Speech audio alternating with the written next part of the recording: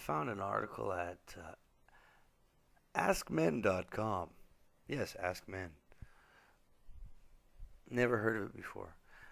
I don't even, I came across it because I just randomly Google searched older men, younger women, and this article came up. You haven't guessed already, I'm not a younger woman. So that might make you understand my motives behind making that Google search. Anyway, the article is called Dating Younger Women, Why It'll End Badly. It's kind of funny because it'll, the contraction of it and will in English, IT apostrophe LL, it'll in Indonesian means clitoris. Just thought you should know that, because I am in Indonesia. So dating younger women, why it'll end badly. Let's go through it. The first point, well actually they have a number of points listed, and sort of the introduction says this: because she's not a fresh start. One of the mistakes older guys often make is assuming that older women have emotional hang-ups and younger women don't. Such men are enticed by the seeming innocence and purity of the younger woman. They think that because she's never had her heart broken, she won't have intimacy issues. They think because she's years away from turning 40, she won't constantly remind him of her biological clock ticking. These men are wrong. Every woman has baggage. Further, younger women are likely to have issues that older women have outgrown. For example, because of their comparative experience when it comes to relationships, younger women are more likely to be needy and insecure. Let's break it down. Well, let's see. Older women have an emotional hang-ups, younger women don't. Everybody's got emotional hang-ups regardless of the age. I think emotional hang-ups aren't the point. It's what kind of emotional hang-ups you have. And let's face it, a young girl, yeah, sure, she'll have emotional hang-ups too, but they ain't going to be as severe as an older woman. And that's basically what the men are looking for. I mean, that's basically what anybody's looking for. Nobody wants to date anybody that has emotional hang-ups. What we're trying to do is reduce the severity. And when you go young, you definitely reduce the severities. Also, such men are enticed by the seeming innocence and purity of younger women. Actually, they are innocent and purer than older women. That's a true fact. And then it says they think because she's never had her heart broken, she won't have intimacy issues. Look, author of this post, younger women don't have intimacy issues. They have school issues. They have family issues. They're not making intimacy with a man their priority. It's fun. It's something to explore. It's something they don't understand. But intimacy, as it is not an issue for them. I mean, who's writing this crap? They're trying to justify it by saying that every woman has baggage. And not only that, but further, younger women are likely to have issues that older women have outgrown. And they give an example. Because of their comparative inexperience when it comes to relationships, younger women are more likely to be needy and insecure. Did the man that wrote this article ever date? Did he ever date a woman over 30? How many women that you've met don't have insecurities and are not needy? This is not an issue of age at this point. If you're looking for no needs and no insecurities, then you might as well either be gay or live on a mountain. This next point he makes says this. Another reason why older men should not date younger women. Because she's in it for the wrong reasons. And it says this. Before you start entertaining the idea of dating younger women, ask yourself this. How come when you were 27 you couldn't get a girl like the blonde bombshell? What? Pause. His concept of the woman he wants is a blonde bombshell. Fuck. The guy's reading too many porn magazines. But regardless. Okay, because you couldn't get a girl like a blonde bombshell who now seems so interested in you. How is that now, 10 or 20 years later, when you're older and probably worse looking, that you can score the hottest woman you've ever dated? What's the difference about you? Here's a hint. It's not a hint, it's an obvious fact. When you were young, you were poor. Now you're not. Younger women are often attracted by the security that older men can provide them. Maybe at first you won't mind exchanging money for sex, but if you develop feelings for the girl, become less and less comfortable with your insecurity and her materialism. When has age ever played a part in Western society where sex doesn't cost some kind of money? Even when you get married as a man, everything that you support is money. And what are you getting in return? You're getting sex. This is not... Why do we try to live up to these ridiculous, maybe feminist ideals that sex is not a tool for money? It always has been, it always will be. It doesn't matter what age you are. At some point, a woman gets dollar signs in her eyes because her boobs are big enough to attract the attention of men. It's always been about that. It's not something that changes when women get older. What is this man thinking?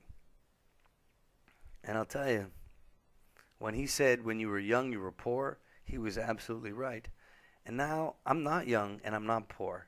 So now I can get those young girls. And I'm going to do it. Why not? Now they're going to give you more reasons here. Let's go on to the next one. Dating younger women, why it will end badly. Reason number 3, because you can't see eye to eye. Another reason why relationships with younger women end badly is because of the generation gap. To put it simply, the 50-year-old will never understand the 20-year-old's obsession with texting, and the 20-year-old will never understand what you see in classic Humphrey Bogart movies. Is that a fucking generalization or what? As if everybody that is 20 years younger than you is only going to be concerned about texting, and anybody else is going to be, that's 20 years older, is going to be concerned about Humphrey Bogart movies? I don't watch fucking Humphrey Bogart movies. I'm not young, but I'm not that old.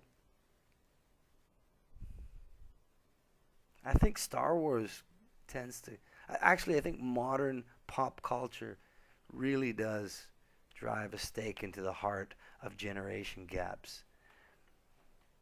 This author is thoroughly misunderstanding things.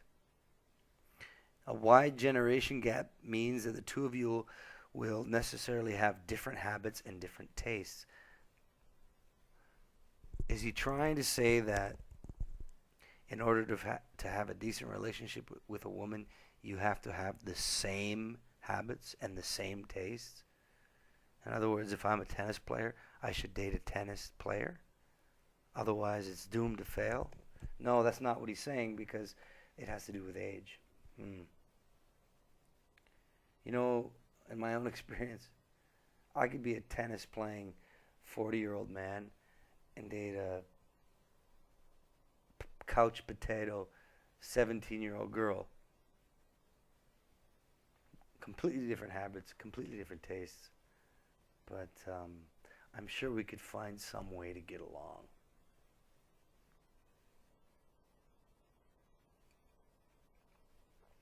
He ends that statement with saying it's hard to build a relationship when you have so little in common.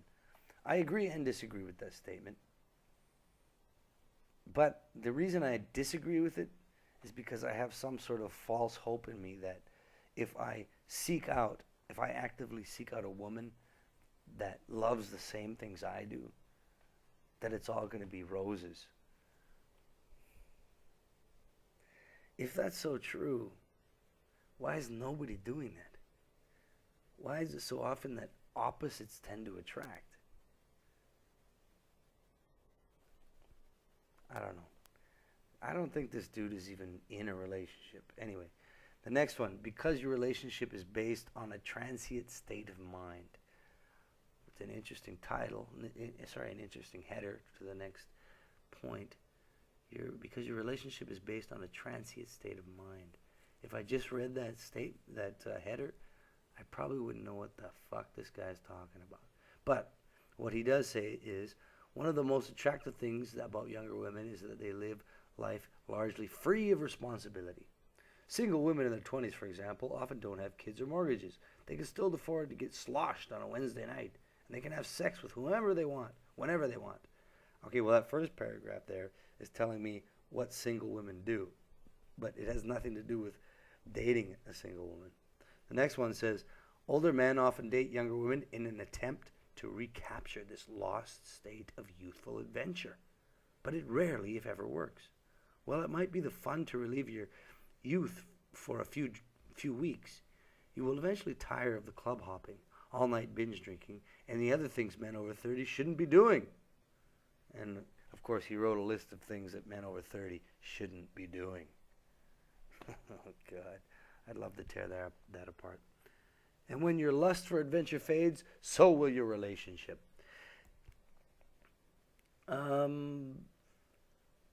Well, it might be fun to relive my youth. Dude,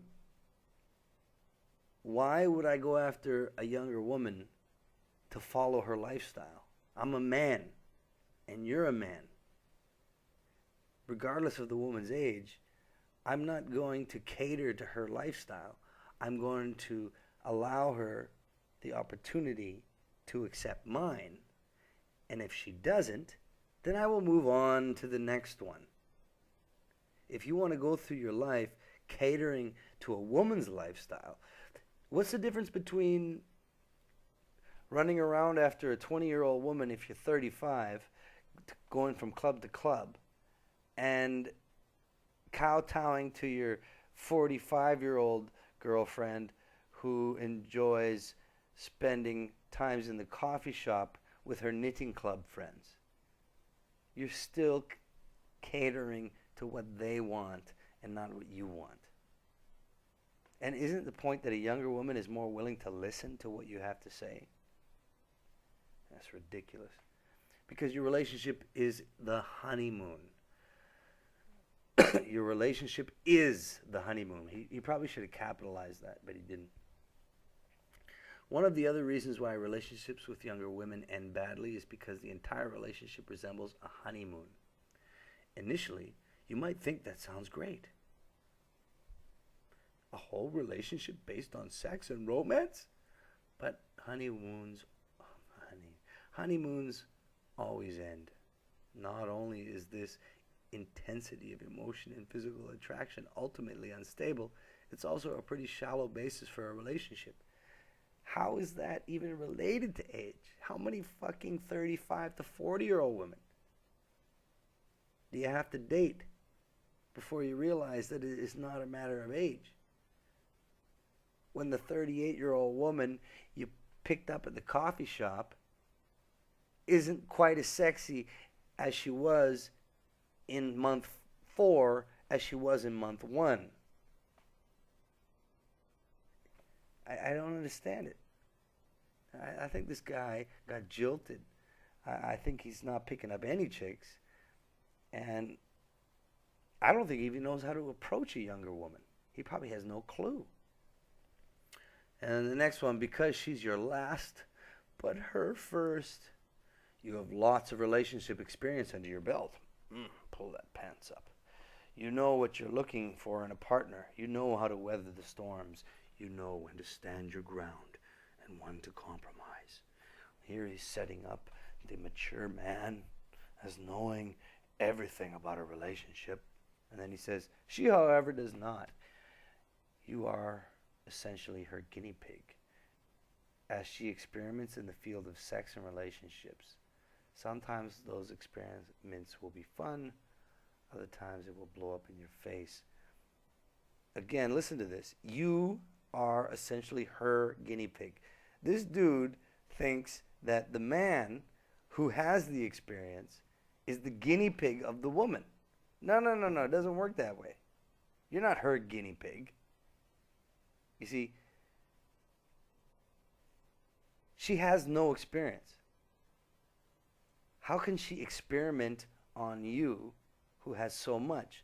All she can do is sort of cry or fight or lay her way through what goes on.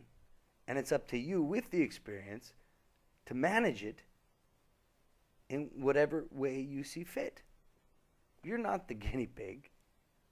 You're not the guinea pig at all. In fact, a better metaphor would be she is the empty canvas and you are the artist with the brush. Isn't that a much more wonderful metaphor for that entire experience?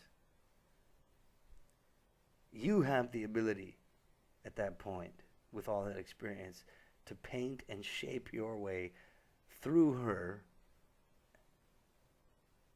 and actually maybe even be a positive experience for her. Ridiculous. Well, the next thing says here, the fountain of youth. And I guess this is the conclusion to this asinine article. Not all May, Day, December relationships are disasters waiting to happen. Not all May, December relationships are disasters waiting to happen. Is that a regular idiom? May, December relationship. Is that a regular idiom that I missed? Is that something new that the younger, hipper crowds understand? Because I never heard that before. But anyway, it says, while we've outlined the reasons why dating younger women isn't always the best thing to do, it's ultimately your choice to make in the end. If you're thinking about dating a younger woman, make sure it's a decision you're making with your heart and your brain, not with your pecker. And that's exactly how the article ends. He basically does everything in his power to tell you that as an older man, dating a younger woman is a bad fucking idea. And here's my reasons why. Maybe because he fucking just circus clowned his way through a couple relationships with younger women and is all distraught. I don't know. But at the very end of it, even in the concluding paragraph, where he says, it's your choice to make. You know, we've given you some reasons, it's your choice. Don't patronize us, the readers. Because your very last fucking statement is, if you want to date a younger woman, make sure it's the decision you're making with your heart. Your heart and your brain. Not with your pecker. Holy fuck. Holy fuck. You know what? My heart and my brain tell my pecker that that little girl is a good choice. My pecker is not my enemy. I don't know why these fucking manginaed men have such a horrible relationship with their dick. It's unbelievable, and it's very sad. It's very sad. You know, when I pull down my pants and I look at my penis, I got no conflict. None at all. He's not my enemy. My pecker is not my enemy. He's not. We have a pretty good relationship. I'm not separated from me and my pecker. We're not separated. Okay? My pecker is in the same box as my heart and my brain. It's all one body, and it's me. You know what they call that? What do they call that? I guess it's almost like trying to humiliate men. My dick is hard. There must be something wrong with me, because my pecker is telling me I like this little girl. What does your heart and mind say? My heart and mind, wait a second, let me check. My heart and mind said that my pecker is doing what a pecker should do. And everybody's happy, and we all skip down the yellow brick road and have a good time. Who is this man that wrote this article? How old is he? Seriously. His name is Andrew Moore. And I'm not really interested in learning more about him, but based on his writing, you know what I feel like now after I read that and dismissed what he said? I feel like I was forced to sit down and open up a Cosmopolitan magazine because my girlfriend told me I should read an article because it'll help me out. Holy fuck. Anyway, if you need to ask men, don't ask these men. Take care. Have a good night. And we'll see what we see.